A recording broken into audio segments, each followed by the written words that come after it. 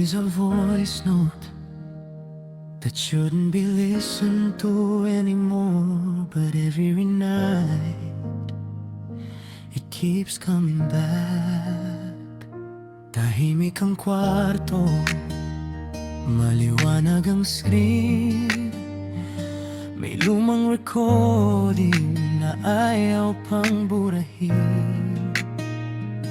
Ilang segundo lang, pero parang kahapon.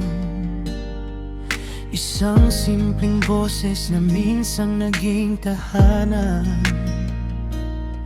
May tawanan sa dulo, may lambing sa bawat salita. Ngayon isang recording na lang ang natitirang kasama.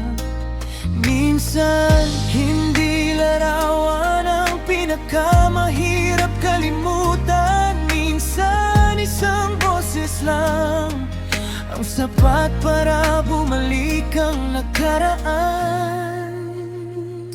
The voice note plays over and over. Your voice plays over and over. Kahit lumipas ang panahon, may bahagi pa rin naiwan dito sa simpleng ingat ka. Sa malambing na goodnight, bawat salita'y parang kahapon kapag muling narinig. Paulit-ulit ang voice note hanggang sa mapagod ang puso. Kung hindi na maaaring bumalik, sapat nang marinig ang boses mo. May mga salitang hindi na nasabi, may mga tawag na hindi na nasagot muli, may mga usapang walang naging wakas, at may mga ingat na naging huling paalam. Hindi lahat ng alaala kailangang itapon. May ilan na mananatili bilang bahagi ng kahapon. At kapag tahimik ang gabi, kapag mabigat ang pakiramdam, isang pindot lang, bumabalik ang lahat. The voice note plays over and over. Your voice plays over and over. Kahit lumipas ang panahon, may bahagi pa rin naiwan dito sa simpleng ingat ka. Sa malambing na goodnight, bawat salita'y parang kahapon kapag muling narinig. Paulit-ulit ang voice mo hanggang sa mapagod ang puso. Kung hindi na maaaring bumalik,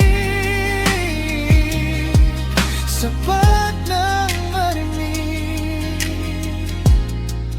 ang boses mo.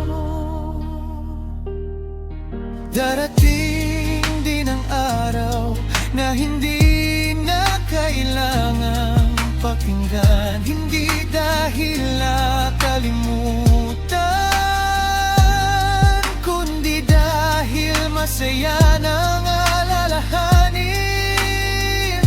At kung sakaling mabura man ang recording,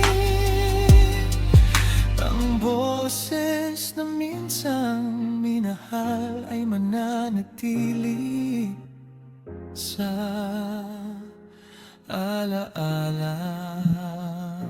I played at a voice note over and over, but now it doesn't hurt anymore.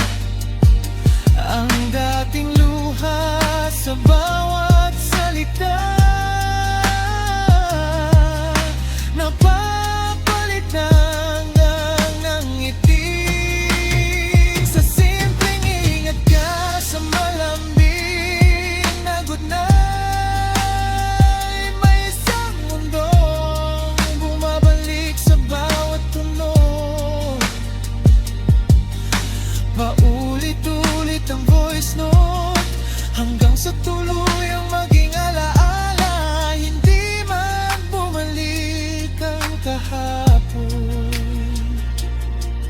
Salamat sa boses na minsang naging tahanan.